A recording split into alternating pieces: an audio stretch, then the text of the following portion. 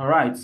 So here we're going to log in with our username and password. My own username is a admin and my own password is a admin. So I'm using admin. So that's what I'm going to be using to log in. So once you log in, you come to where we have an evaluation license. So this guy is going to be asking you for the email of the evaluation license. This email will be the email that they are using when you are signing up, when you are creating an account with this particular Fortigate. So I'm going to put my own email. So I'm going to put my own email here, 4198 at gmail.com, and the password I'm using, I'm going to specify the password and you click on OK.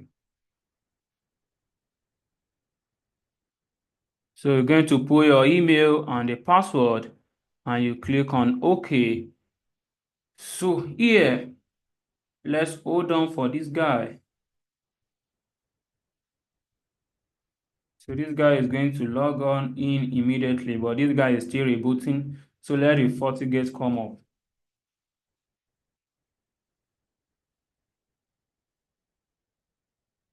So we hold on for the Fortigate to come up.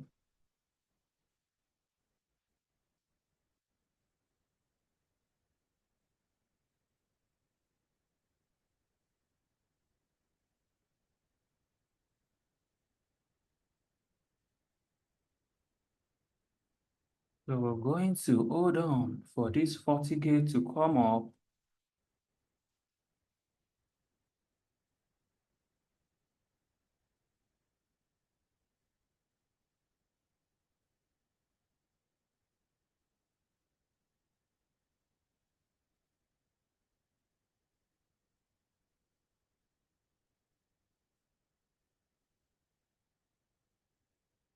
So let's go back to our Fortigate. I'm going to log in with a admin. So here now I want to get my IP address. We're going to use get system interface physical to get our IP. Get system interface physical. So my IP is a 192.168.0.124. So I come to my browser, I put 192.168.0.124, you hit enter key, asking me for my username and password. My username is a admin and the password is a admin, and I hit enter key. So once you hit enter key, it's going to click on remind me later. Once you click on remind me later, you click on begin and you click on later. So you click on save and continue. You need to acknowledge and click on OK. After this place, you can click on later. So you click on OK. So we are inside that particular FortiGate. So we are inside the FortiGate right now.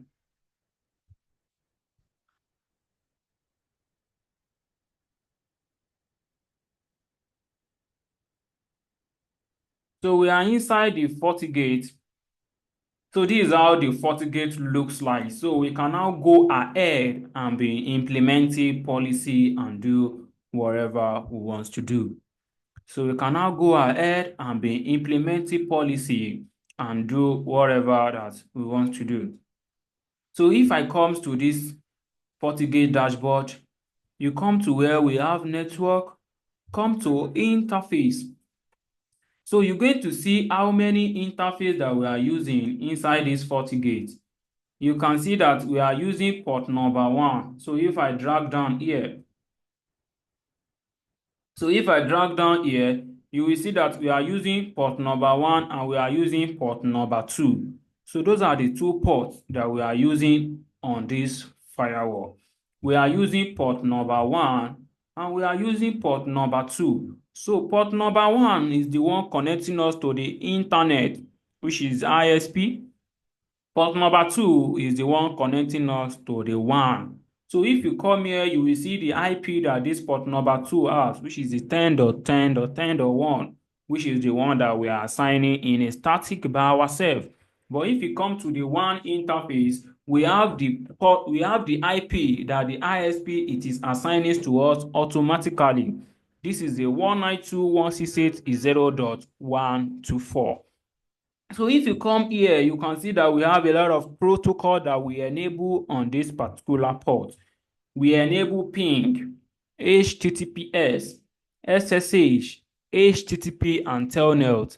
But out of this protocol, you're going to find out that Fortigate Firewall is flagging some protocol in danger. So why is it flagging all these HTTP and Telnet in danger? It's telling you that all those protocols are not secure. They are not secure and they should not be used on your firewall. So that's the reason why this guy is flagging it in danger.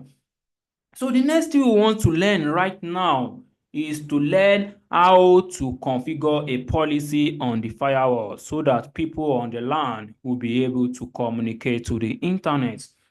So that's the next thing that we want to be learning right now. How can we configure policy on this LAN?